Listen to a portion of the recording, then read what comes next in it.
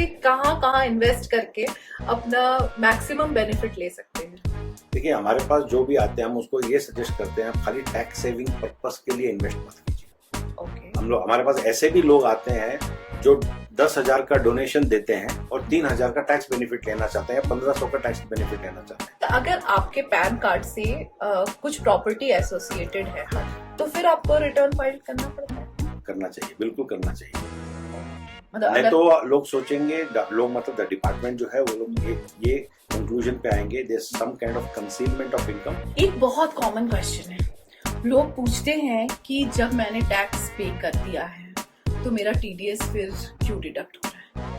तो होता ऐसा है कि अब फॉर एग्जांपल आपका सैलरी इनकम नहीं, एनआरआईज क्या इन्वेस्ट कर सकते हैं और किस चीज में इन्वेस्ट नहीं कर सकते? एग्रीकल्चर लैंड पे यहाँ पर आप नहीं कर सकते।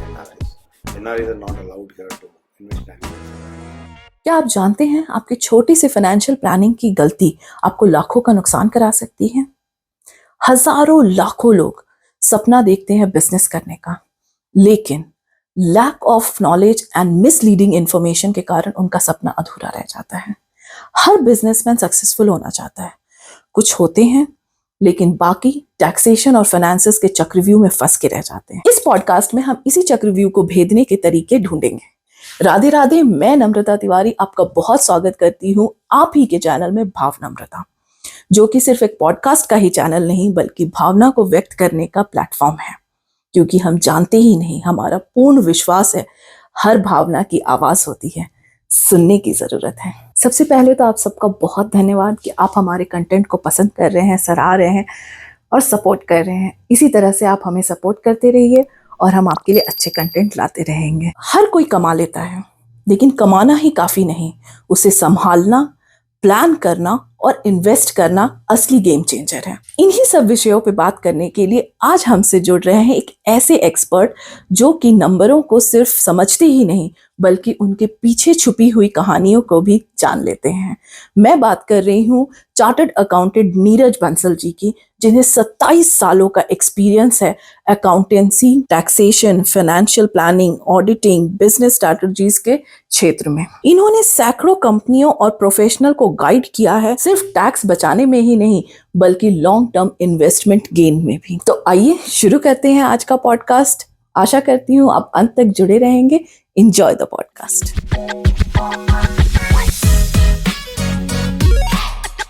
नमस्कार मिस्टर नीरज बंसल जी, और हम लोग बहुत खुश हैं कि आप हमारे पॉडकास्ट में आए। Welcome to our podcast. Thank you so much, it's my pleasure. ये पॉडकास्ट करने का रीज़न था कि बहुत लोग अपनी लाइफ में ये चैलेंजेस फेस करते हैं कि जब वो इनकम टैक्स भरते हैं, मेनली सैलरीड वाले, तो उन्हें बहुत सारे चैलेंजेस आते हैं। और प्लस 50 लाख अगर जिनका सैलरी है उनका वो चेंज हो जाता है फॉर्म, कि फॉर्म 1 भरे, 2 भरे, मतलब क्या है, मुझे भी कुछ भी नहीं पता। I am very new to this, so please हमें बताइए। मुझे क्या लगता है कि इस बजट में 2025 का जो भी बजट पेश हुआ है, सैलरीड एम्प्लॉय की सारी शिकायतें दूर हो गई हैं। ओके। और इतना बढ़िया बजट आया है। अब इनकम टैक्स में क्या होता है कि 2 टैक्स रेजिम्स है, एक ओल्ड रेजिम है, न्यू रेजिम है। ओल्ड रेजिम में आप कुछ डिडक्शंस ले सकते हैं, न्यू रेजिम में आप वो डिडक्शंस नहीं ले सकते, बट थोड़े डिडक्शंस ले सकते हैं। तो अब क्या हो गया कि अगर आप पहले ओल्ड रेजिम में ज्यादा फायदा मिलता था क्योंकि आप सब डिडक्शंस ले सकते थे, लेकिन अब न्यू रेजिम में आपको ज्यादा फायदा मिल रहा है। अच्छा। और हमने कैलकुलेट किया पोस्ट बजट, जो लास्ट ईयर का न्यू रेजिम था और अब जो आने वाला न्यू रेजिम है, उसमें हर सैलरीड एम्प्लॉय जिसका 12 लाख से ज्यादा इनकम है वो 1.25 लाख रुपए का टैक्स बचाएगा। To be precise 1,24,800। That is the amount of tax is going to save. अच्छा, तो मतलब आप क्या सजेस्ट करते हो कि उनको न्यू रेजिम ही लेना चाहिए? डिपेंड करता है कि कौन सी रेजिम पे जाना चाहिए उनको। Depends on what type of investments he has made, उनके एग्जम्पशंस डिडक्शंस के क्या क्या एलिजिबिलिटीज हैं, उस पर डिपेंड करता है कि वो कौन से रेजिम में जाना चाहते हैं। तो अगर उनके पास सेल्फ ऑक्यूपाइड प्रॉपर्टी पे हाउसिंग लोन इंटरेस्ट पे कर रहे हैं तो उनको ओल्ड रेजिम ही सूट करेगा। But he has to again see other things also कि उनको और दूसरे डिडक्शंस के कितना बेनिफिट मिल रहे हैं। और तो अभी तो क्या काफी सॉफ्टवेयर आ गए, रिटर्न फाइलिंग सॉफ्टवेयर आ गए, तो आप ऑन द स्पॉट आप देख सकते हैं आपको न्यू रेजिम बेनिफिशियल है या ओल्ड रेजिम बेनिफिशियल है। So whichever is beneficial you can file your returns accordingly. और सैलरीड क्लास के लिए सबसे बड़ा एडवांटेज क्या है कि you have the option to change the regime every year. Okay, आप इस साल न्यू रेजिम में कर लीजिए, नेक्स्ट ईयर ओल्ड रेजिम में कर लीजिए। अच्छा, मतलब जो भी आपके फायदे में है आप जो वो भी कर है। सकते हैं। अभी क्या हो गया है कि अभी लास्ट एक साल से न्यू रेजिम जो है वो डिफॉल्ट रेजिम हो गया है। इसका मतलब क्या हुआ, अगर 31 जुलाई जो लास्ट डेट है फाइलिंग का आप मिस कर गए जी और आप अगस्त में फाइलिंग कर रहे हैं जी, तो आपका डिफॉल्ट रेजिम न्यू रेजिम में करना पड़ेगा, आपको पुराना रेजिम का बेनिफिट नहीं मिलेगा। ओके। तो मतलब अगर जिसको पुराना रेजिम लेना है तो उसको 31 जुलाई तक ही फाइल कर देना होगा। कर देना होगा ओके। जो और सैलरीड क्लास है। हाँ, और जो मिस कर जाते हैं फिर उनको वो बिल्कुल। अब न्यू में ही आप कर सकते हैं। You have only one option. One option, ये डिफॉल्ट अब अच्छा हो गया है। अच्छा, मुझे लग रहा था कि जैसे आप अगर न्यू रेज्यूम एक बार फिल कर दिए तो आपको अब उसी पे ही रहना पड़ेगा, मतलब ऐसा कुछ? जी नहीं, सैलरीड के लिए नहीं है, वो बिजनेसमैन के लिए है। बिजनेसमैन के लिए खाली एक बार ही ऑप्शन है चूज करने का, मतलब चूज करके चेंज करने का। अगर आप एक बार चेंज कर दिए फिर आप दोबारा चेंज नहीं कर पाएंगे। ओके। तो देखिए, इस साल तो जैसे 12 लाख तक की जिसकी सैलरी है तो उन वहां तक तो आपको टैक्स देना ही नहीं है। लेकिन जो जिनका 50 लाख प्लस सैलरी अगर है तो वो कैसे अपने सैलरी को, मतलब कैसे कहाँ कहाँ इन्वेस्ट करके अपना मैक्सिमम बेनिफिट ले सकते हैं? देखिए, हमारे पास जो भी आते हैं हम उसको ये सजेस्ट करते हैं, आप खाली टैक्स सेविंग पर्पस के लिए इन्वेस्ट मत कीजिए। ओके। हमारे पास ऐसे भी लोग आते हैं जो 10,000 का डोनेशन देते हैं और 3,000 का टैक्स बेनिफिट लेना चाहते हैं, 1,500 का टैक्स बेनिफिट लेना चाहते हैं। There is no point. आपका नेट कैश फ्लो 7,000 या 8,500 हो गया, हाँ, तो पॉइंट क्या हुआ उसमें? राइट। तो कई लोग क्या हो गया कि उनकी सोच ऐसी होगी कि चलो मैक्सिमम डिडक्शन ले लेते हैं, they don't mind spending more, so there is no point in spending more and taking more deduction. Right. वो आपको देखना पड़ेगा कि आपके लिए क्या सूटेबल है क्या नहीं है, और आपको कौन से डिडक्शंस मिल रहे हैं। अभी जैसे पेंशन स्कीम है, पेंशन स्कीम में आपको जो 80 CCDs की सेक्शन में है, आपको न्यू रेजिम में भी बेनिफिट मिलेगा, ओल्ड रेजिम में भी बेनिफिट मिलेगा। तो आप उस टाइप के इन्वेस्टमेंट्स कीजिए जो आपको पेंशन एज ए पेंशन भी काम आएगा बाद में, और आपको टैक्स बेनिफिट भी मिलेगा। ओके। तो मतलब हमें हमेशा इन्वेस्टमेंट ऐसे का प्लान करना चाहिए जो हमारे लिए बेनिफिशियल हो। बिल्कुल, सिर्फ बिल्कुल। टैक्स डिडक्शंस के लिए नहीं करने चाहिए। बिल्कुल नहीं, बिल्कुल नहीं। आप कहीं ना कहीं एक ऐसा रोड ब्लॉक में जाके अटकेंगे, कल आपको लगेगा आपने जो पैसा खर्च किया है it's a waste of money. क्योंकि जितने भी इन्वेस्टमेंट इंस्टीट्यूट्स होते हैं वो आपको ये एक पिक्चर दिखाते हैं कि अगर आप यहाँ इन्वेस्ट कर दो तो आप इतना बेनिफिट ले सकते हैं, तो वो actually doesn't work that's like there that. Business. Okay, That's their business. Okay, they are talking about their their business. Business. आपको चूज करना कि आपके लिए कौन सा सूटेबल है। हर आदमी को हर चीज सूट नहीं करती है। आपका सूटेबिलिटी क्या है, आपका रिस्क होराइजन क्या है, आप कौन से एज में पैसा पाना चाहते हो। लोग प्लानिंग करते हैं, बच्चे कितने साल में ग्रेजुएशन में जाएंगे, उस हिसाब से प्लान करना चाहता है कि आपको पैसा कब मिलेगा। तो बहुत सारी चीजें होती हैं। ओके। आप अपना लिक्विडिटी को भी देखना पड़ेगा कि आपके पास पैसे आएंगे कब। इन्वेस्ट तो कर दिए, तो आपको ये भी देखना कि वो पैसा आएगा कब आपको। When is it encashable? Okay. तो अगर मैं आपसे इन शॉर्ट पूछूं तो सैलरी वालों के लिए ज्यादा कुछ बेनिफिट है नहीं। आप कमा रहे हो तो आपको टैक्स देना है। नहीं, ऐसा नहीं। बेनिफिट ऑलरेडी न्यू रेजिम में आ न्यू गया है। रेजिम में आ गया अभी है। आपका स्लैब्स इतना ये लोग एक्सपैंड कर दिए हैं, जी। काफी मतलब अच्छा स्लैब कर दिया है। मुझे तो लगता नहीं कि अब कोई भी सैलरी वाला ऐसा होगा कि उसको कोई शिकायत होगी। ओके। इस बार सारे बहुत खुश हो। हाँ हाँ, बहुत अच्छा स्कीम कर दिया है। बट लेकिन इसमें एक चीज ऐड मैं जरूर करना चाहूंगा। बहुत लोगों के मन में ऐसा है कि 12 लाख के नीचे मेरी इनकम है तो मुझे रिटर्न फाइल करने की जरूरत नहीं है। तो दैट्स अ मिथ। तो उसमें क्या होता है, up to 4 lakhs you are exempt from tax. 4 lakh के ऊपर आपको इनकम है कोई भी तो आपको रिबेट मिलता है। There is a section 87A। Okay. So up to 12 lakhs वो कैलकुलेट होता है, जहाँ 60,000 तक का आपको रिबेट मिलता है। ओके। तो वहां पर आपको रिटर्न फाइल करने की जरूरत है। Once you cross 4 lakhs of income you have to file your returns and claim that rebate, but you will not be paying any tax. Okay. तो लेकिन ओल्ड रेजिम वालों के लिए, just to add on that, old regime वालों के लिए 2.5 लाख का ही limit है, लेकिन उनको भी वो 87A का डिडक्शन मिलता है। ओके। हाँ, ये मेरा भी रहता था कि पता नहीं रिटर्न फाइल करना है कि नहीं। अच्छा, अगर आपके पैन कार्ड से कुछ प्रॉपर्टी एसोसिएटेड है हाँ जी, तो फिर आपको रिटर्न फाइल करना पड़ता है? करना चाहिए, बिल्कुल करना चाहिए। ओके। मतलब नहीं अगर तो लोग सोचेंगे, लोग मतलब द डिपार्टमेंट जो है वो लोग ये कंक्लूजन पे आएंगे, there some kind of concealment of income. आपके पास इनकम है, आप प्रॉपर्टी में इन्वेस्ट भी कर रहे हैं, लेकिन रिटर्न फाइल नहीं कर रहे हैं।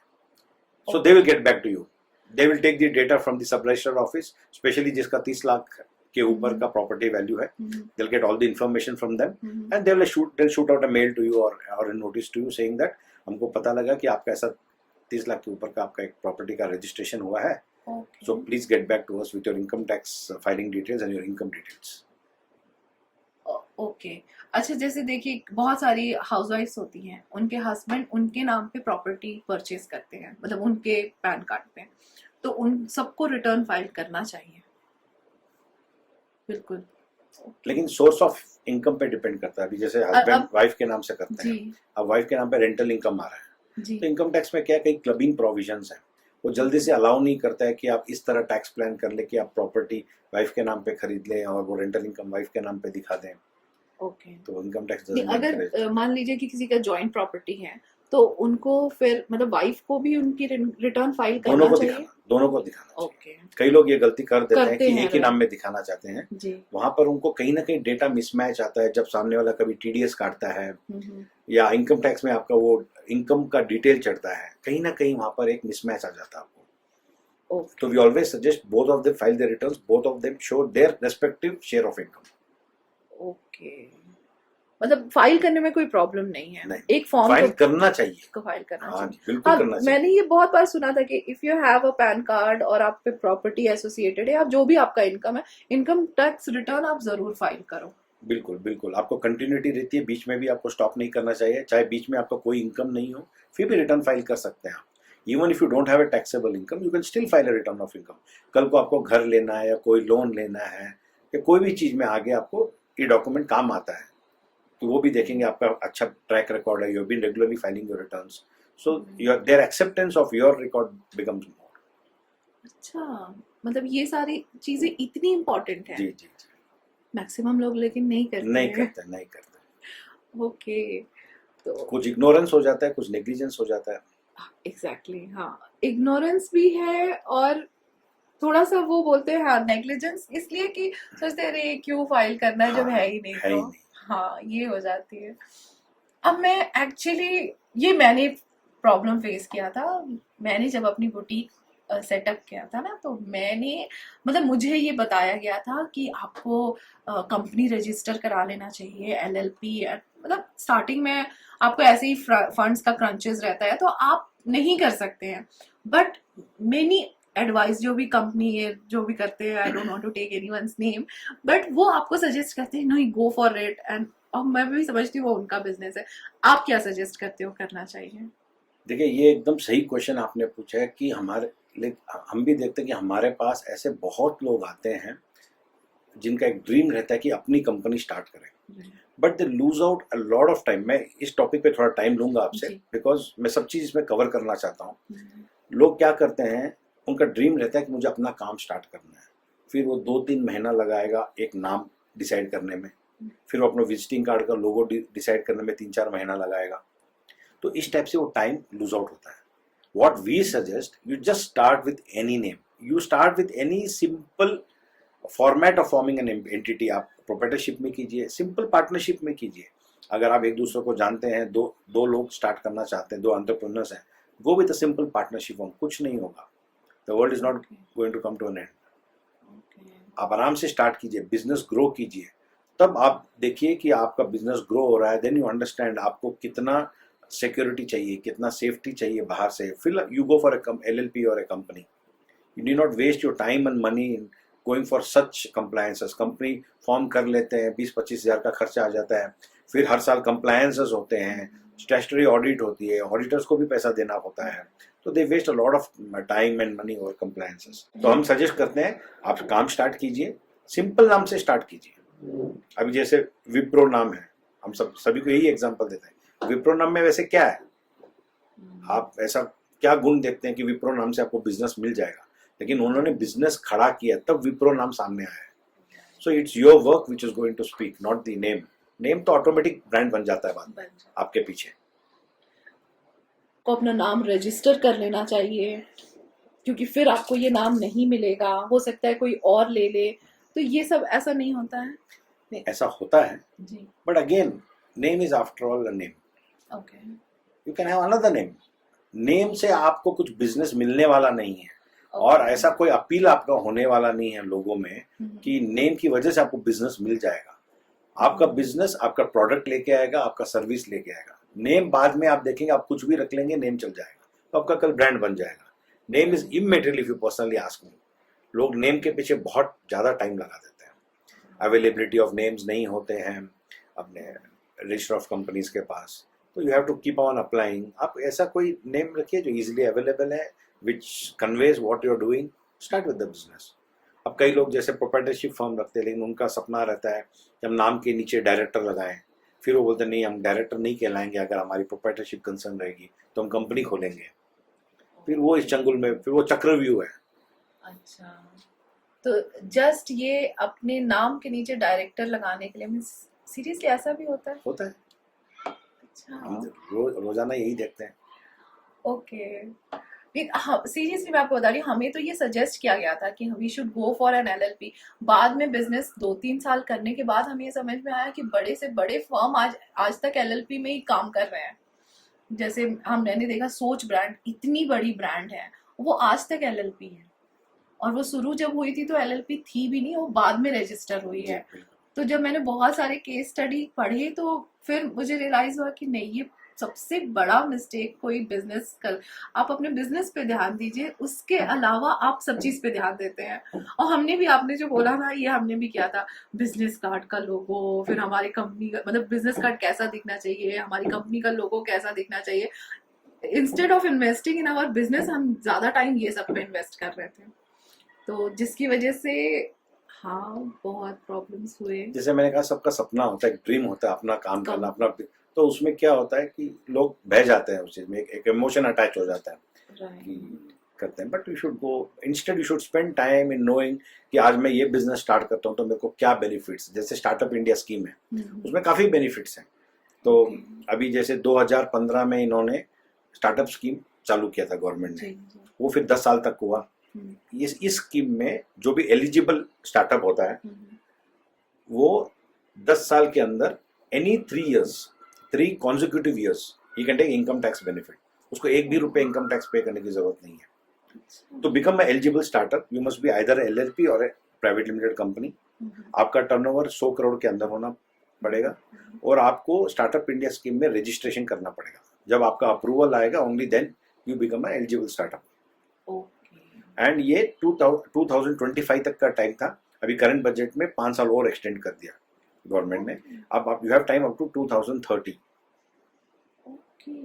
कोई भी स्टार्टअप कर सकते हैं, कोई टेक्नोलॉजी बेस्ड स्टार्टअप है, कोई नया कॉन्सेप्ट है आपका, आप स्टार्ट कर लीजिए उसके अंदर। उसमें आप ज़्यादा फोकस कीजिए, क्या करने से क्या बेनिफिट है। गवर्नमेंट के बहुत बेनिफिट्स मिलते हैं, एमएसएमई स्कीम्स में काफ़ी बेनिफिट्स हैं। You put your mind into that. जैसे अगर आप एक मेल पार्टनर है, फीमेल पार्टनर है, फीमेल का शेयर थोड़ा ज़्यादा रख लीजिए उसमें, तो उसमें एमएसएमई में और कई जगह, कई बैंक्स में आपको बहुत फायदा मिलता है, because they want to promote lady entrepreneurs. You can spend time on these and find out which is more beneficial to you. तो ये कोई वेबसाइट है जिसमें हमें ये सारे डिटेल्स मिल सकते हैं? गवर्नमेंट की वेबसाइट होगी? You have to visit independent websites of different websites of government. तो वो आपको देखना होगा कि जैसे सिडबी है, एक बैंक है, वो काफ़ी बेनिफिट्स देते हैं वुमन एंटरप्रेन्योर्स को। आप उनके वेबसाइट पे जाके आपको देखना होगा कि आपको क्या बेनिफिट मिलता है। एमएसएमई के वेबसाइट पे जाके देखिए कि how an MSME is treated by the government. Banks क्या बेनिफिट दे रही है आपको, कुछ सब्सिडीज मिलती है, इलेक्ट्रिसिटी सब्सिडीज मिलती है आपको फॉर एग्जाम्पल। तो वैसे अलग अलग डिपार्टमेंट आपको अलग अलग बेनिफिट देती है, तो आप रेस्पेक्टिव वेबसाइट्स पे जाके देखिए। आजकल तो काफ़ी डायनामिक हो गए हैं वेबसाइट्स, और रोजाना आपका कोई ना कोई नए नए स्कीम्स आ रहे हैं। तो these are more beneficial for entrepreneurs. Okay, तो अभी मैंने ये भी देखा था कि ये न्यू गवर्नमेंट जो है वो विमेन एंटरप्रेन्योर्स को बहुत सारी फैसिलिटीज दे रही हैं। मतलब एक तो था, I must be wrong, I don't know, कि 10 लाख तक आप ले सकते हो लोन, और 5 साल तक आपको उस पर इंटरेस्ट भी नहीं भरना है, तो ऐसे ऐसे स्कीम्स हैं? हाँ, Really? काफी स्कीम्स है, काफी। एक्चुअली बैंक्स के पास ज्यादा स्कीम्स है अगर आप मेरे से पूछेंगे, Okay. लेकिन बैंक्स वाले जल्दी आपको बताएंगे भी नहीं। Oh, कि why so? उनको लगता है कि यहाँ पर उनका पैसा रिकवरी टफ हो जाता है, वो ये एसेट एनपीए नहीं हो जाए, नॉन परफॉर्मिंग Okay, एसेट नहीं हो right. जाए, कल को पैसा रिकवर ना हो, तो वो अपना पैसा सेफ रखना चाहते हैं। अभी एमएसएमई लोन्स हैं, तो एमएसएमई लोन्स भी government has given permission to the banks to give loans to MSME. 2 crore तक लोन दीजिए आप आराम से, अनसिक्योर्ड लोन वो भी। But many banks when you approach them, वो आपको बताएंगे हम 50 लाख के ऊपर नहीं दे सकते। Okay. तो काफ़ी चीज़ें हैं where you have to dig out the information and approach the right banker to get the maximum benefit. Schemes बहुत हैं, you have to reach out to the schemes. Okay. तो हमें ऐसे किसे, आप ऐसा कीजिए सब, मैं बोलती हूँ आपको रिक्वेस्टिंग ना, आप रील्स बनाना चालू कीजिए, ये सारी स्कीम्स का ना रील्स बनाइए और we will follow you. Yeah, definitely we'll sure try. क्योंकि हमें ये इन्फॉर्मेशन कहाँ से मिलेगी, मतलब हम सर्च करते हैं बहुत सारा और कभी कल हमें नहीं मिल पाती है। तो हाँ, हमेशा आप एक सीए के कांटेक्ट में रहें या इसके, तो हो सकता है तो आप हमारे लिए ना रील्स चालू कर दीजिए और हम आपको फॉलो करेंगे। बिल्कुल बिल्कुल, यहीं से We'll give it follower a आपके बढ़ रहे हैं। ठीक है, मेरा एक नेक्स्ट क्वेश्चन है कि हम जीएसटी हमें नंबर कब लेना चाहिए? अभी जैसे आप जो एग्जांपल ले रहे थे कि आप बिजनेस स्टार्ट करते हैं, राइट। तो now we have to first see whether you are a service provider या आप ट्रेडिंग या मैन्युफैक्चरिंग कर रहे हैं। जी। इसका मतलब गुड्स में डील कर रहे हैं। तो if you are a service provider, first 20 lakhs you need not collect any GST, and if you are dealing in goods the limit increases to 40 lakhs. Okay. तो इसका मतलब ये हुआ फर्स्ट 20 lakhs अगर आप सर्विस ओरिएंटेड है, आप bill pay कोई भी जीएसटी कलेक्ट करने की जरूरत नहीं है और आपको रजिस्ट्रेशन की भी जरूरत नहीं है। ओके। लेकिन समझिए आपका 20 लाख क्रॉस होने वाला होता है, उसी टाइम आपको रजिस्ट्रेशन लेना पड़ेगा, और जैसे 20 लाख क्रॉस होता है you should start collecting GST, और नेक्स्ट ईयर से from the very first rupee you will B collecting GST because you have already crossed the limit of GST. Okay. अभी टेकिंग द एग्जांपल फर्दर, अगर आप इस साल 19 लाख का turnover किए हैं, राइट। तो नेक्स्ट ईयर फिर आपको रजिस्ट्रेशन करने की जरूरत नहीं है, you can again try to reach out up to 20 lakhs। Okay. Because B2C client के लिए जो एंड कंज्यूमर होता है उसके लिए आप एक्सपेंसिव हो जाएंगे by the amount of GST, by that जैसे 18% फॉर एग्जांपल आप चार्ज करेंगे, तो आप एक्सपेंसिव हो जाएंगे उसके लिए to be cheap to your consumer, to be very economical and budget friendly. तो if your turnover is less than 20 lakhs, you need not get registered and charge GST. आपको हाँ इनपुट क्रेडिट कोई मिलता है तो वो नहीं मिलेगा, बट ठीक है, इट्स वर्थ। ओके। जैसे कि हमने कितनी जगह मैंने पे किया है, तो वो बोलते हैं अगर आपके पास जीएसटी नंबर है तो हम ये अमाउंट आपका डिडक्ट कर देंगे। वो क्यों होता है? जैसे वो हमसे जीएसटी चार्ज कर रहे हैं, कोई भी सर्विस में अगर मैं ले रही हूँ तो वो मुझसे जीएसटी चार्ज करे, अगर मेरे पास जीएसटी नंबर रहेगा तो वो अमाउंट डिडक्ट हो जाएगा। ये क्यों उन्होंने मुझे ऑफर दिया कि इतना हम लेस कर देंगे आपके बिल में से? नहीं, बिल में से माइनस नहीं होता है, आपको इनपुट क्रेडिट मिलता है। आप जो जीएसटी देते हैं जी, क्या होता है, जब आप जीएसटी में रजिस्टर्ड हो, मान लीजिए आपने 10,000 का कोई सर्विस लिया, 18% जीएसटी दिया, 1800 रुपए आपने जीएसटी दिया उसमें, total you paid 11,800। Right. Now you are supposed, you have collected say 5,000 of GST on your sales. So जब आपको 5,000 गवर्नमेंट को रेमिट करना है, when you remit that 5,000 to the government, you have to reduce this 1,800, which is your input credit, and you have to remit the balance 3,200. क्योंकि you have already paid to someone else. So your total liability is 5,000. So 3,000 here and 1,800 there. That is the total payment. Okay, it works like this. Yeah. Okay. तो मैं बहुत confuse थी कि मुझे वो लोग बोलते थे कि आप दे दो तो हम आपका, नहीं मैंने तो अभी जीएसटी में नहीं इनरोल करा, मतलब नहीं लिया है जीएसटी नंबर, तो फिर व्हाट, तो मुझे लगता था कि मैं क्या करूं, ले लूं नहीं लूं इस थोड़े से बेनिफिट के लिए, कि ये बेनिफिट ज़्यादा है या कि हमें जीएसटी 20 लाख तक वेट करने से ज़्यादा बेनिफिट है? डिपेंड करता है कि आप किस सेगमेंट में डील कर रहे हैं। अगर आप B2B हैं, अगर आप B2B हैं तो मैं बोलूँगा तुरंत जीएसटी लीजिए। अगर B2C है तो वेट कीजिए, because you are becoming more competitive to your customer, क्योंकि आप GST उसको चार्ज नहीं कर रहे हैं, उसका GST का पैसा बच रहा है. So he will prefer you to your competitors if they are grown large. If you are large competitors, वो तो हर बिल में GST चार्ज करेंगे, and you are not charging GST, so you are more competitive and you are cheap to them, you are economical to them, so they will come to you. Right, मतलब B2B अगर हम deal कर रहे हैं तो हमें जरूरत है, नहीं तो वो हम सजेस्ट करते हैं B2B है तो कर लीजिए आप. ओके, तो तो वो उसका कोई ज्यादा फायदा नहीं मिलता आपको. ओके ओके ओके, हाँ, क्योंकि बिजनेस तो बिजनेस है तो देखिए, end of the day GST is paid by your customer, right. और आप इनपुट में जो GST दे रहे हो उसका भी आपको बेनिफिट मिल जाएगा once you are registered. Okay, तो आपको फर्क नहीं पड़ेगा. B2C में yes, you will have a competitive edge over the cost and all that your over your competitors. तो आपको people will prefer you. Okay, तो ये तो मेरे क्वेश्चंस थे. आप बताइए कि आप डेली बिजनेसेस हाउसेस से डील करते हैं, तो आपको मतलब क्या रेगुलरली आप बहुत ही कन्फ्रंट करते हैं कि ये सारे क्वेश्चंस मेरे पास हमेशा आते हैं? देखिए, कैसे काफ़ी इनकम टैक्स में बेनिफिट्स अवेलेबल है जो लोगों को पता नहीं है. जैसे अभी रजिस्ट्रेशन वाला बेनिफिट बताया GST का मैंने, उसमें 20 लाख का 40 लाख का लिमिट बताया. सर्विस में एक कॉम्पोजिशन स्कीम है, और गुड्स के लिए भी कॉम्पोजिशन स्कीम है, मैं बताऊंगा आपको. सर्विस में अगर आपका टर्नओवर 50 लाख के अंदर है तो you can register under the service composition scheme. तो उसमें क्या होता है कि आपका turnover should not increase 50 lakh during the year, और आप कस्टमर से कुछ भी चार्ज नहीं करेंगे GST, बट जो भी आपका टर्नओवर होगा उसका 6% आप GST डिपार्टमेंट को रिमिट करेंगे. इसमें कंप्लायंसेस भी कम है, you can file quarterly returns इसमें, लेकिन आपको कोई भी चीज़ का इनपुट क्रेडिट नहीं मिलेगा, and you can not have any interstate sale transactions. आपको विद इन द स्टेट करना पड़ेगा. लेकिन इट्स अ गुड थिंग. जैसे lot of people want you to be GST registered, but at the same time they feel that paying GST is a big burden for them. तो आप service composition scheme में register हो जाइए. आपको सिर्फ 6% charge करना है, पे करना है, और कस्टमर को कोई भी चार्ज नहीं करना आपको. You can make that as a addition to your selling price. You can add that factor into your selling price. Okay, that's good. और वैसे गुड्स में 1.5 करोड़ टर्नओवर तक के लिए a manufacturer and trader will be paying only 1% of GST, and restaurant will be paying 5%. Restaurant who don't serve alcohol, who serve alcohol, उनके लिए composition applicable नहीं है.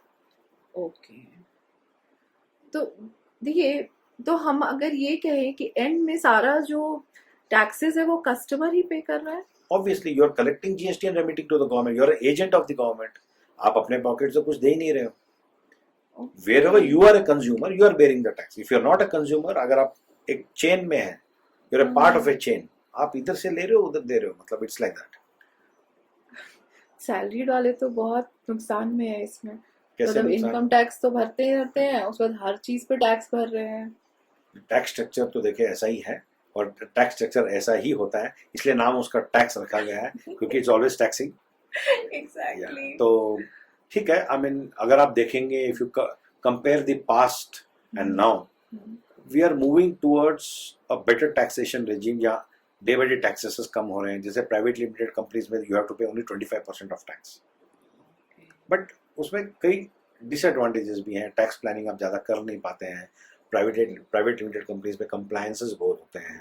आप हर किसी से पैसा लेके बिजनेस में यूज़ नहीं कर सकते. You are not suppose to, the directors are not suppose to overdraw from the company. जो आपके नाम से आपने कुछ लोन वगैरह दिया है कंपनी को, आप उतना ही ड्रॉ कर सकते हैं, या फिर सैलरी ले सकते हैं आप अलग से. तो आपके नाम पे कोई भी डेबिट बैलेंस कंपनी में नहीं होना चाहिए. तो इस टाइप के बहुत सारी चीज़ें हैं. और इनकम टैक्स में भी काफ़ी बेनिफिट्स हैं.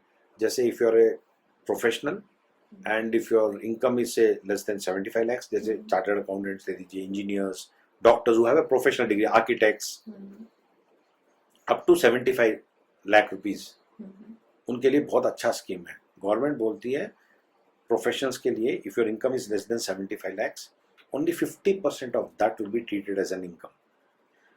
कि प्रोफेशनल्स में क्या होता है, खर्चे कम होते हैं, because it is your profession, your talent and your knowledge what you're passing out. तो इसमें क्या होता है, खर्चे कम होते हैं आपके। राइट। तो गवर्नमेंट ने बेनिफिट दिया है, आपका खाली 50% ही हम इनकम लिया जाएगा। अभी समझ लीजिए मेरा 70 लाख का इनकम है, तो 35 लाख मेरा इनकम होगा, 35 लाख पे मैं टैक्स दूंगा। नहीं तो 70 लाख पे मेरे को 35 लाख का एक्सपेंसेस होना टफ हो जाता है, until unless I have a huge setup or something, I have a huge number of employees or and I'm paying huge rent and other expenses। तो ये एक अच्छा स्कीम है। तो इस कैटेगरी में सारे जो आजकल कोचेस हैं और जो भी प्रोफेशनल्स जो बिल्कुल, अपनी नॉलेज को यूज कर रहे हैं वो इस सारे कैटेगरी में आ जाते हैं। they should have a professional degree to support। Right. हर कोई ऐसा नहीं बोल सकता कि मैंने प्रोफेशनल है, though is disseminating some knowledge। Right. और बिजनेस के लिए भी ऐसा स्कीम है, ऐसा if your turnover is less than 3 crores you can show 6% of that as your income। 6% of 3 crores, less than 3 crores, whatever it is। तो 6% provided you have received the money via banking channels, या आपने check से receive किया है, या ECS से receive किया है, या जीपे में रिसीव किया है। If it is a cash component, then 8% will be the income। Again, for example, take an example to explain you in a better way। अगर आपका 2 करोड़ का टर्नओवर है, so if you are receiving all your money through banking channels, 6% will be your income, so 12 lakhs will become your income। So on 12 lakhs you are going to pay the tax। Under new scheme there is no tax up to 12 lakhs, so you are paying zero tax if your turnover is less than 2 crores। And if you are having cash revenues, कोई आपका cash bill cut रहे हैं, bank में नहीं आ रहे हैं आपके पैसे, तो it will be 8%। so 2 crore का आपका 8% हो जाएगा, 16 लाख आपका इनकम हो जाएगा। ओके। नो, मेरा एक क्वेश्चन है कि जो भी अभी प्रोफेशनल्स जैसे कोचिंग में है या कुछ भी, अभी आजकल कोचेस का बिजनेस बहुत चल रहा है क्योंकि हर कोई हर कोई अपना बिजनेस कोच कर रहा है। तो अब वो मतलब वो कोचिंग तो कर रहे हैं, अगर वो अपने नीचे किसी को हायर करते हैं तो ये क्या सोल प्रोप्राइटर में पॉसिबल है कि आप हायर कर सकते हैं? तो कितने लोग आप हायर कर सकते हैं अपने? Any number. Okay. There are huge sole proprietorship concern who are doing crores of turnover. अच्छा, तो उनको जरूरी नहीं है कि आपको उसको LLP या कंपनी में रजिस्टर कराना? Okay, they can pay salary as well. Okay, तो उसमें कोई प्रॉब्लम नहीं होती है। ये मेरी एक फ्रेंड ने मुझसे क्वेश्चन पूछा था कि ये जरूर पूछना कि वो she is entering into coaching business, तो वो बोल रही थी कि अगर मैं क्योंकि अब मुझे ज़रूरत महसूस हो रही है दैट मैं हायर करूँ लोगों को, तो अब मुझे क्या करना है?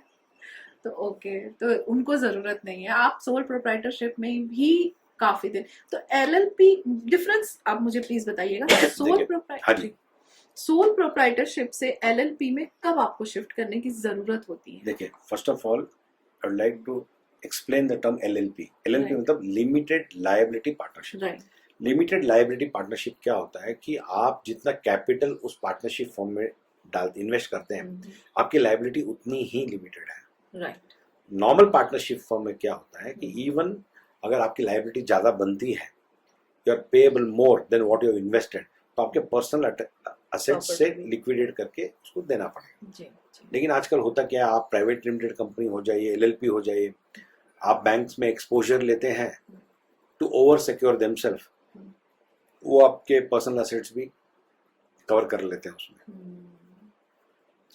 तो ले दे के घूम फिर के वहीं आती है। But I suggest LLP and private limited companies for someone who wants to go on a take over model, या उसके अलग अलग जगह से इन्वेस्टर्स ऐड करना चाहते हैं, स्पेशली प्राइवेट लिमिटेड कंपनीज, और बाहर के लोग हैं, it's not within your family, then you must go for LLP और private limited company. It keeps you more secure. अगर घर के ही लोग हैं या क्लोज फ्रेंड्स हैं या फैमिली है, तो see you can start with a simple partnership form, और if you alone simple proprietorship, you can have a one person company also. Single person also can start a private limited company. It's called a one person company। अच्छा, हाँ जी। Okay, तो उसमें क्या मतलब वो sole proprietor से अलग होता है? बस इट्स अ कंपनी। अच्छा, ओके, तो कंपनी वाले रूल्स और कंप्लायंसेस उस पे एप्लीकेबल हो जाएंगे। ओके, ये मुझे नहीं पता था। हाँ जी। अच्छा, मैं सोचती थी कि अगर आपको आगे जाना है तो यू नीड पार्टनरशिप कंपनी और LLP, तो ये मुझे सीरियसली नहीं पता था कि कई चीजें सिर्फ हम लोग को पता होती तो हमारे लिए भी अच्छा होता है, नहीं तो हम भी टाइगर के जैसे एक्सटिंक्ट हो जाएंगे, कोई हमारे पास नहीं आएगा, ऐसा नहीं हो सकता, सीए हमेशा डिमांड में रहेंगे। मोदी जी ने बोला था कि मुझसे ज्यादा डिमांड सीए की है। है।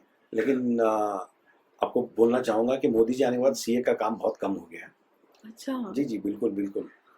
जो पहले 1 करोड़ का टैक्स ऑडिट का लिमिट होता था, जी। जिसका भी टर्नओवर 1 करोड़ के ऊपर है बिजनेसमैन का, उसका टैक्स ऑडिट मैंडेटरी होता था। अब वो लिमिट 10 करोड़ हो गया। ओह, और 90% जो काम होता था वो 1 करोड़ और 10 करोड़ के बीच में ही होता था। अच्छा। जीएसटी ऑडिट था जिसका टर्नओवर 5 करोड़ के ऊपर है, वो भी चला गया। तो most of the CS have lost a lot of work, but I don't find any CS cribbing about it. They're a part of the journey. We are going to see a better nation. Right. We are happy to be a part of the journey. हाँ, कोई कोई ऐसे होते हैं जो कभी भी ये रोना नहीं रोते, जो हम बोलते हैं बिल्कुल ना बिल्कुल। रोना रोना, तो वो नहीं रोते हैं। रोना किस चीज का? जी। तो ये तो आपने जो बताया तो मुझे तो ये शॉकिंग लगा कि अच्छा सीए का काम, लेकिन हर, अच्छा ये मुझे आपसे पूछना है क्योंकि मैं भी एक टाइम पे सीए एस्पिरेंट थी। तो सीए का एक्चुअल रिजल्ट कितना होता है एवरी ईयर? जब हम लोग देते थे 5-6% होता था, ओके।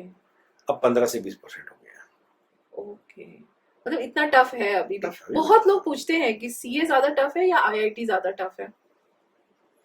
मैं नहीं बोल सकता क्योंकि आईआईटी के टफनेस के बारे में मुझे आइडिया नहीं है। Okay, right.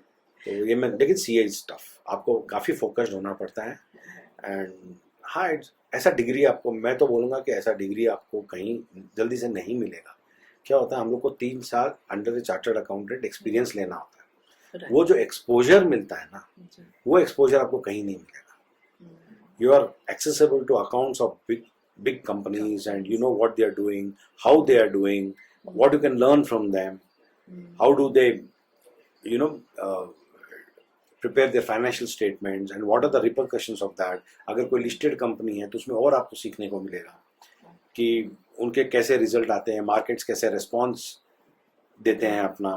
तो ये सब चीज़ें बहुत सीखने को मिलती है, वो आपको हैंड्स ऑन एक्सपीरियंस कहीं नहीं मिलेगा। अब उसी के बलबूते, उसी के कॉन्फिडेंस से ही हम अपना प्रैक्टिस चालू कर पाते हैं। राइट, वो 3 इयर्स के बाद ही फिर फाइनल ईयर का एग्जाम होता है। साथ साथ में आप इंटर का फाइनल का दे सकते हो। आप 2.5 साल के आर्टिकलशिप के बाद फाइनल एग्जाम दे सकते हो, provided you have cleared your inter exam during the 2.5 years। अभी तो ये तो पुराना स्कीम बोल रहा हूँ, अभी रिसेंटली स्कीम्स चेंज हो गए हैं। अभी तो आपको इंटर क्लियर करना पड़ेगा, तो ही आप 2 साल का आर्टिकलशिप ज्वाइन कर सकते हैं। फिर आपको पास आउट होना फाइनल एग्जाम, उसके बाद 1 साल फिर आपको सीए के पास काम करना है। अच्छा, पहले तो ये नहीं था? अभी रिसेंटली ये स्कीम चेंज हुई है। ओके, तो फिर आपको 1 साल किसी सीए के अंडर जॉब करना है, देन ओनली आप अपना कुछ फर्म या कुछ भी खोल सकते हो? बिल्कुल बिल्कुल। अच्छा, this is new to me, या बहुत लोगों को नहीं पता होगा। तो आप लोगों के अंडर बहुत सारे सीए करते हैं? हाँ, ट्रेनीज होते हैं हमारे पास। ओके। ट्रेनीज कम हो गए हम लोग के पास, specially after the new scheme trainees कम हो गए, क्योंकि इंटर पास करने के बाद they prefer going and joining big 4, और बिग 4 उनको बहुत हाई स्टाइपेंड देके पिकअप कर लेते हैं। ओके, अच्छा। एक बहुत कॉमन क्वेश्चन है, लोग पूछते हैं कि जब मैंने टैक्स पे कर दिया है तो मेरा टीडीएस फिर क्यों डिडक्ट हो रहा है? तो होता ऐसा है कि अब फॉर एग्जांपल आपका सैलरी इनकम लीजिए। सैलरी में ऐसा होता है, जितना आपका इनकम है, जो आप इन्वेस्टमेंट करते हैं उसका डिटेल आप अपने एम्प्लॉयर को दे देते हैं, उसके हिसाब से आपका टीडीएस कैलकुलेट होता है और सैलरी में से डिडक्ट हो जाता है। तो उस इनकम पे आप कोई टैक्स नहीं पे करते हैं। अब आपके कोई एक्सटर्नल इनकम है, फॉर एग्जांपल इंटरेस्ट इनकम है। अब बैंक से आपने 1 लाख रुपए का इंटरेस्ट अर्न किया। अब बैंक को नहीं पता कि आप कौन से स्लैब में आते हैं, whether you come under 5% slab, 10% slab, 20% slab, 30%, they don't know. But they need to have a track of your earnings also, so that you're brought into the loop of taxation. तो ये लोग एक fixed rate 10% tax deduct करते हैं। But आपका income समझिए अभी 20 लाख है, तो आप समझिए 30% के स्लैब में आते हैं। सो you have to pay the balance 20% of that. 10% जो बैंक ने डिडक्ट किया वो उसका क्रेडिट आपको मिल रहा है, बैलेंस 20% आपको टैक्स पे करना है। So that is why the extra taxation comes and that's how it works. Okay. और जैसे कि लोगों का जनरल ये क्वेश्चन होता है कि जैसे उन्होंने इनहेरिटेड प्रॉपर्टी सेल की तो उस पे भी टैक्स उनको भरना पड़ता है? वो भी उनके इनकम में आएगा? जी बिल्कुल, इनहेरिटेड प्रॉपर्टी पे जो लास्ट ओनर होता है उसको टैक्स देना होता है, क्योंकि it starts from the day it was purchased by the original buyer. उस दिन से आपका कैलकुलेशन चालू होता है। अगर आप देखना चाहते हैं, इंडेक्सेशन देखना चाहते हैं या कुछ है, तो उन्होंने कब खरीदा और उसका बेनिफिट आपको उसी हिसाब से मिलेगा। और उसके बाद अभी आप जो सेल कर रहे हैं उस बेसिस पे आपका कैलकुलेशन होकर you will be bearing the burden of the tax because you own the property, you are owning the asset, तो आपको टैक्स उसी में से भरना पड़ेगा। अच्छा, ओके। तो मतलब कि और अगर सेल कर दिया तो? सेल करने पे ही टैक्स आएगा। ओके, और अगर हम ओन कर रहे हैं, अगर हाँ। ट्रांसफर हो गया मेरे नाम पे, तो हमें अभी कोई property इनहेरिटेंस tax- टैक्स नहीं है। ओके। अभी कोई इनहेरिटेंस है, कई कंट्रीज में इनहेरिटेंस टैक्स है। आप कोई प्रॉपर्टी इनहेरिट करते हैं हाँ। तो आपको टैक्स पे करना पड़ता है। ओके। तो अभी यहाँ पर कोई इनहेरिटेंस टैक्स नहीं है। जब आप सेल करेंगे तभी कैपिटल गेन आएगा उसके ऊपर। ओके। तब वो उससे कैलकुलेट पहले होता है कि वो शॉर्ट टर्म है या लॉन्ग टर्म है। ओके। शॉर्ट टर्म कैपिटल गेन जो होता है, if you are holding the asset for more than 2 years on property, it's called long term gain. If you are holding the property for less than 2 years, then is a short term gain. और inherited property में क्या होता है वो देखा जाता है original buyer ने कब खरीदा। अगर ओरिजिनल बायर ने उसका जब खरीदा तब से वो डेट कैलकुलेट होगा। ओके। अब जैसे कि पीढ़ी दर पीढ़ी वो चला आ रहा है, तो फिर वो डेट, ओरिजिनल डेट देखा जाएगा। ओके, मतलब पहले के जमाने में तो पेपर्स भी नहीं होते थे हाँ, उतने। तो वो एक अजम्पशन होता है, वो कंसिडर किया जाता है। कई वैल्यूएशन वाले लोग होते हैं, मार्केट वैल्यू करने वाले लोग होते हैं, तो Okay. उनकी हेल्प से वो एक रफ आइडिया निकाला जाता है। फिर there lot of calculations involve. अभी क्या हुआ, 23 जुलाई 2024 के बाद long term capital gain on property पे काफी चेंजेस हुए हैं। या तो आपको कैपिटल गेन पे फ्लैट 12.5% पे करना है, या आपको इंडेक्सेशन लेना है। इंडेक्सेशन का बेनिफिट लेके 20% पे करना है। ओके। तो अभी क्या हो गया, जैसे अभी आपके पास प्रॉपर्टी इनहेरिटेड 50 साल पहले की है। जी। First the original buyer purchased 50 years back. Now it was inherited by you and you are selling it now. तो आपको अगर इंडेक्सेशन का बेनिफिट लेना है तो as per the income tax rules आपको 142,001 का गाइडेंस वैल्यू देखना पड़ेगा। जो रजिस्ट्रार का वैल्यू है वो निकालना पड़ेगा आपको। तो that is considered as the base of 100 now. तो उसके बाद से आपका इंडेक्सेशन देखा जाएगा। अभी लगभग समझ लीजिए 350 पौने 400 के आसपास है। तो आपका प्रॉपर्टी का इंडेक्सेशन होगा, क्योंकि कॉस्ट बढ़ गया है। तो 100 रुपये की प्रॉपर्टी अभी आपकी कॉस्ट ली जाएगी करीब करीब पौने 400 के आसपास। अगर आप 1000 में बेच रहे हैं तो ये पौने 400 माइनस 1000 विल बी और गेन। जबकि आपने समझे 10 रुपये में ही खरीदी है, लेकिन 100 रुपया will be treated as on 1/4/2001। तो या आप आज के सेल वैल्यू के हिसाब से 12.5% आप फ्लैट टैक्स पे कर दीजिए। And whichever is beneficial to you, the government has also given the option कि जो भी आपके लिए बेनिफिशियल है वो आप बेनिफिट ले सकते हैं। And this is only on property, not on any other assets. It's a good benefit. कई लोगों को कभी कुछ बेनिफिट होता है, कई लोगों को दूसरा भी बेनिफिट हो जाता है। अब जैसे कि हमने अपनी प्रॉपर्टी एक्वायर की और उसे हमने सेल किया, तो उसके क्या डिफरेंस है दोनों में? मैकेनिज्म यही होगा। जी। बस इसमें डेट ऑफ परचेज आपका लिया जाएगा और डेट ऑफ सेल आप जो करते हैं वो लिया जाएगा। But in both the cases you can save taxes by making reinvestment into any other residential property. अगर आपने कोई प्रॉपर्टी बेची है, you can reinvest that money into another residential property and save taxes. Okay, तो वो benefit आपको मिल हाँ, वो बेनिफिट है। उसमें काफी रूल्स एंड रेगुलेशंस हैं। अगर मैं बोलूंगा आपको फर्स्ट टाइम में थोड़ा कंफ्यूजिंग लग सकता है, but there are good rules and regulations. अगर आप नया प्रॉपर्टी परचेज करते हैं, अगर if you purchase the property 1 year before the sale of this property, 1 year before the sale of, तो भी आपको उसका बेनिफिट दिया जाएगा। और within next 2 years from the date of sale of the property, तो भी आपको बेनिफिट मिलेगा। तो आप जितना भी आपका कैपिटल गेन है उतना आप री इन्वेस्ट कर देते हैं इनटू अनदर रेसिडेंशियल प्रॉपर्टी, तो यू नीड नॉट पे एनी टैक्सेस। उसके फर्दर और रूल्स एंड रेगुलेशंस है। ये तो हुआ परचेज ऑफ प्रॉपर्टी का। अब आपने फ्लैट अंडर कंस्ट्रक्शन लिया या आप घर बनाना चाहते हैं, तो आप सेल से 3 साल तक के अंदर अंदर आप घर बना सकते हैं। अगर आप बना देते हैं तो आपको वो बेनिफिट मिलता है। बेनिफिट आप in the year of sale only you can take the benefit that you are going to invest that money. अब क्या होता है, समझिए आपका गेन है 1 करोड़ रुपए का, हाइपोथेटिकल एग्जांपल, 1 करोड़ का आपका गेन है। अब आपने फ्लैट खरीदा है, अब आप उसमें 20 लाख रुपए ही इन्वेस्ट किए हो, 80 लाख अभी आपने इन्वेस्ट नहीं किया है। तो जो last date of filing your return होती है 31 जुलाई जो होती है, उस डेट के अंदर अंदर बाकी के 80 लाख आपको एक सेपरेट बैंक अकाउंट में डिपॉजिट करना होता है। That is called capital gains account scheme. उसके अंदर बाकी के 80 लाख डालने होते हैं आपको, और उसमें से पेमेंट, बाकी पेमेंट करने का होता है। And if you are not making that deposit, balance 80 lakhs will be taxable. Okay, good. तो यहाँ पर एक ध्यान देने वाली बात क्या है कि you are investing the capital gain, not the sale consideration. Sale, okay. But if you are selling any other asset other than a residential property, वहां पर आपको entire sale consideration have to be invested. अच्छा, अगर वो commercial property हो तो हाँ, तो वही आता है, आपको पूरा एंटायर सेल कंसिडरेशन इन्वेस्ट करना पड़ेगा। ओके। और आप जो प्रॉपर्टी में री इन्वेस्ट कर रहे हैं उसमें एक और ऑप्शन आपके पास अवेलेबल है, कुछ कैपिटल गेन्स बॉन्ड्स भी आते हैं, उसमें 50 लाख का अपर लिमिट होता है, तो आप उसमें भी इन्वेस्ट कर सकते हैं। अभी जैसे 1 करोड़ का गेन है, आपका 50 लाख का प्रॉपर्टी है, तो 50 लाख प्रॉपर्टी में इन्वेस्ट कर दीजिए, 50 लाख आप बॉन्ड्स में इन्वेस्ट कर दीजिए, तो भी आपको टैक्स बेनिफिट मिलेगा। और इन बॉन्ड्स पे आपको 5.25% का इंटरेस्ट मिल जाएगा, but the interest earned on these bonds are taxable. और इसमें 3 साल का लॉक इन होता है, या बेच नहीं सकते बीच में। और जो घर आप खरीद रहे हैं वो भी आप 3 साल नहीं बेच सकते।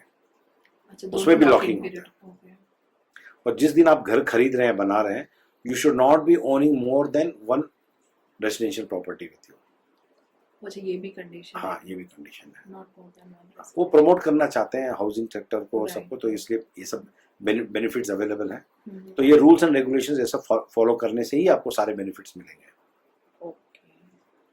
और अगर हम शेयर्स में इन्वेस्ट किए हैं, हमें डिविडेंड मिलते हैं, उसमें हम क्या गेन कर सकते हैं, देखिए या क्या उसमें है टैक्स कैसे बच सकता है? जी, डिविडेंड इज फुल्ली टैक्सेबल, मगर अगर आपको 1 रुपया भी डिविडेंड मिलता है तो उस पर कोई एग्जम्पशन नहीं है, वो पूरा टैक्सेबल है। और जिस स्लैब में आपका इनकम आता है 5%, 10%, 20%, 30%, accordingly it is taxed. Okay. अगर आपका इनकम लेस देन, अगर समझे 11 लाख आपका इनकम है, 50,000 आपको डिविडेंड मिला है, तो आपका टैक्सेबल इनकम में नहीं आता है, वो 12 लाख के नीचे है, तो you will be paying 0 tax on dividend. अगर आपका इनकम 40-50 लाख है और आपको 1-2 लाख डिविडेंड मिल रहा है, तो उस स्लैब में जो आपका इनकम पड़ता है वो अप्लीकेबल हो जाएगा उधर। पहले ऐसा नहीं था, पहले डिविडेंड डिस्ट्रीब्यूशन टैक्स होता था, जो कंपनी खुद टैक्स भरती थी डिविडेंड पे। जितना भी डिविडेंड दे रही है तो कंपनी खुद डिविडेंड भरती थी उसमें, और जो रिसीवर था उसको टैक्स पे नहीं करने का होता था। कुछ साल पहले ऐसे चेंजेस आए हैं, अब the receiver of dividend has to pay the tax. Okay, तो ये अभी डिफरेंस आए हैं। हाँ जी। और शेयर्स पे भी 2 टाइप के जैसे गेन्स होते हैं, शॉर्ट टर्म और long term. If you are holding the shares for less than 12 months it becomes a short term capital gain, and if you're holding the shares for more than 12 months it becomes a long term capital gain. Okay. तो long term gain पे अभी नए budget में इन्होंने क्या बोला, अगर आपका लॉन्ग टर्म गेन 1.25 लाख तक है तो फुली एग्जम्प्टेड है, तो उसके ऊपर आपको 12.5% टैक्स देना पड़ेगा। और अगर शॉर्ट टर्म गेन है तो अभी नए बजट के हिसाब से 20% टैक्स देना पड़ेगा। अभी लास्ट ईयर तो 15% था, अभी उन्होंने बढ़ा के उसको 20% कर दिया, तो 20% आपको टैक्स देना पड़ेगा। तो इससे इन्वेस्टमेंट कैसे इनकरेज होगा जब आप इतना टैक्स ऑलरेडी पे कर रहे हो? तो क्योंकि गवर्नमेंट तो चाहती है लोग इन्वेस्ट करें। जी बिल्कुल, आप टैक्स प्रॉफिट पे दे रहे हो, राइट। तो you are earning the money and only then you are paying the tax. So you have the balance money with you, what you earned. आज आपने 100 रुपया अर्न किया है, समझे 20 रुपया आपने टैक्स पे करता, 80 रुपया तो है आपके पास, तो वो इन्वेस्ट कीजिए, वो बेनिफिशियल है। काफी कंट्रीज में टैक्सेशन हाई भी है, इससे लो भी है, पर gradually over a period of time we will come down towards a lower tax. Actually होता क्या है अपने कंट्री में, the number of people filing the returns and paying taxes very less. If you go by the percentage, somewhere less than 7% of the people they are filing their returns. अच्छा। अभी जो नए regime में जो tax rates आए हैं, उसके हिसाब से 87% of the people who are filing their returns now, they'll be exempted from the tax. Only 13% of the current population who are filing the returns will be paying taxes. इतना ज्यादा benefit मिला है इस बजट में. So government wants to bring a lot of people into the tax net who are having incomes but who are not declaring it. तो इस हिसाब से एक ट्रायल, वो लोग ट्रायल पे लोगों को लाना चाहते हैं जहाँ से उनको मिले डेटा कि कौन ज़्यादा इनकम अर्न कर रहा है, एंड उसी हिसाब से उनको लाके टैक्स नेट में ऐड करना चाहते हैं. बहुत सारे ऐसे होंगे जो सोल प्रोप्राइटर हैं, दे मस्ट बी अर्निंग लेकिन वो पे नहीं कर रहे हैं, ऐसा हो सकता है. हाँ, या छोटे if is going business- by the small scheme जो मैंने आपको बताया 3 करोड़ वाला स्कीम है, it paying very less amount of tax. Schemes बहुत अवेलेबल है, बहुत पीपल हैव है. To know. Many people are not aware. कई लोग होते हैं जो they don't want to meet a consultant and know. Google बाबा की जय हो. नहीं, बट मैंने ये पर्सनली देखा है कि गूगल आपको ज्यादा कंफ्यूज करता है सोल्यूशन देने की बजाय. कि गूगल आपके रिक्वायरमेंट को कस्टमाइज नहीं करता है. नहीं करता है, राइट.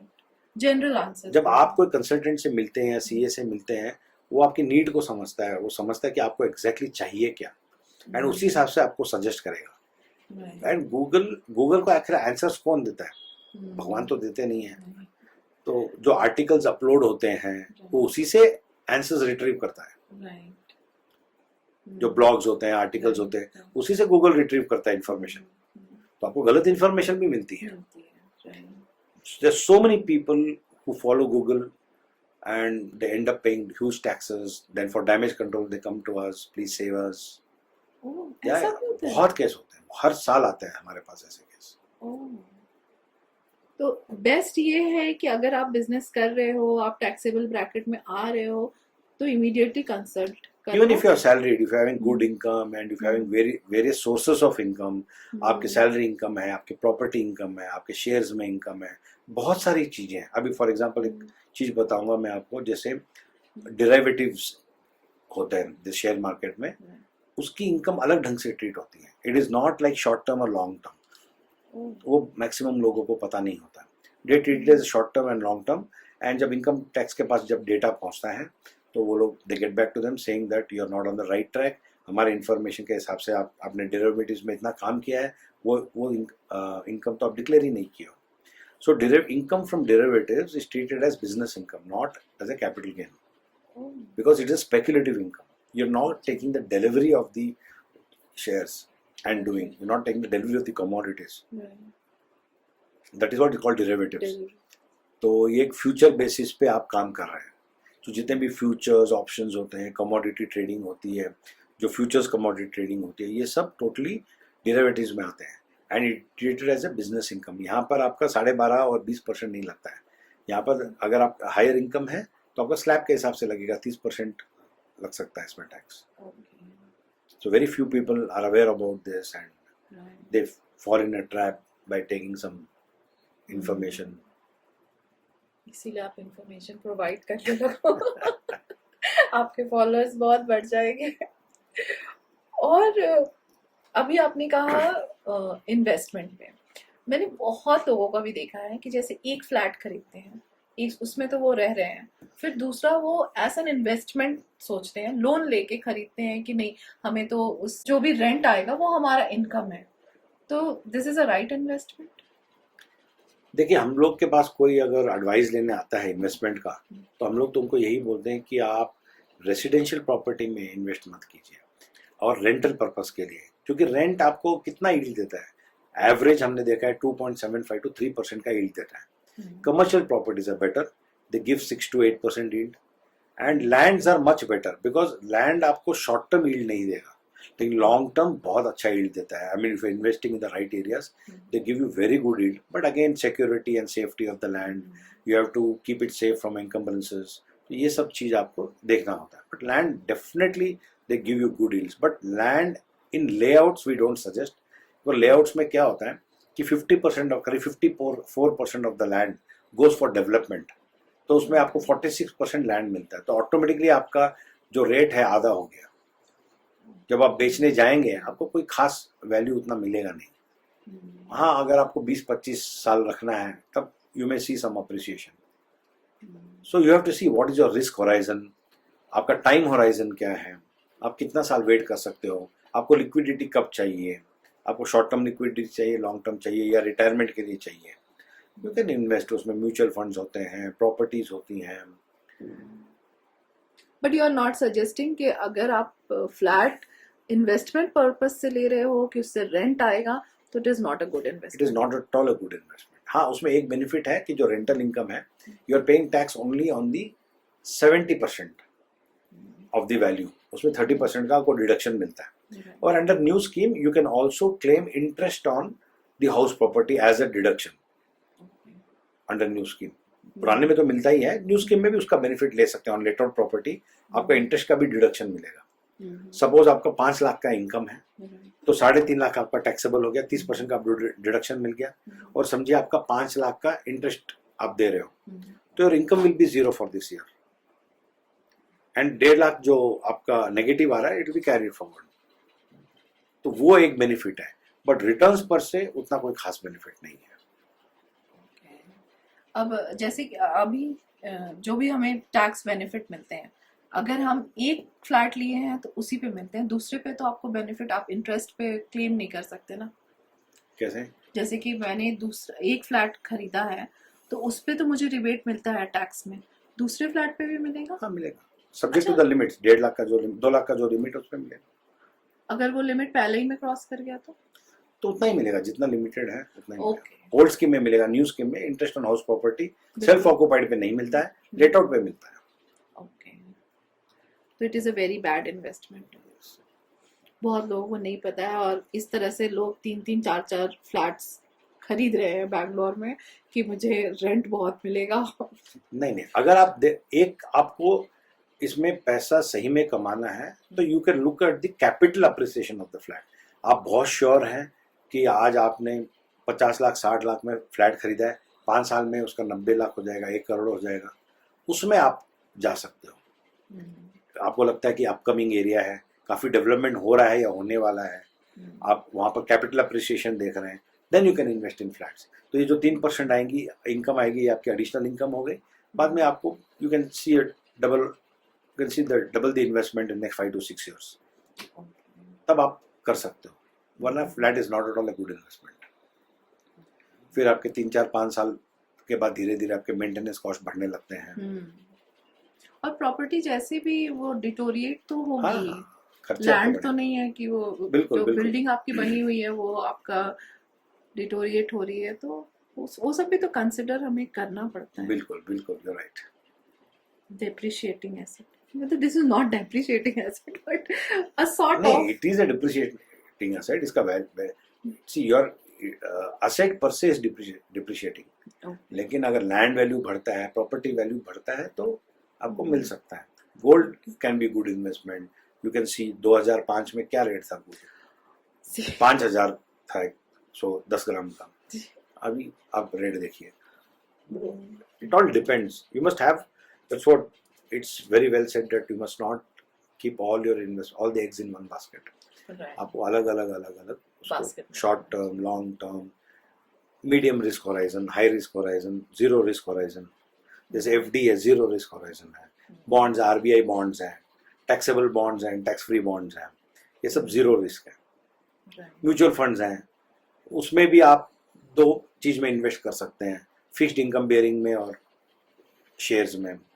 म्यूचुअल फंड्स में गोल्ड में कर सकते हैं लॉन्ग टर्म. तो you have to work out कि आपका होराइजन क्या है, रिस्क होराइजन क्या है, आपको रिटर्न कितना चाहिए, तो how much of risk you can take. Gold bonds ज्यादा अच्छा है या हमें फिजिकली गोल्ड लेना ज्यादा अच्छा है? आजकल गोल्ड बॉन्ड्स भी नहीं. एक अच्छा है. आपको 2.5% का रिटर्न भी मिलता है सालाना.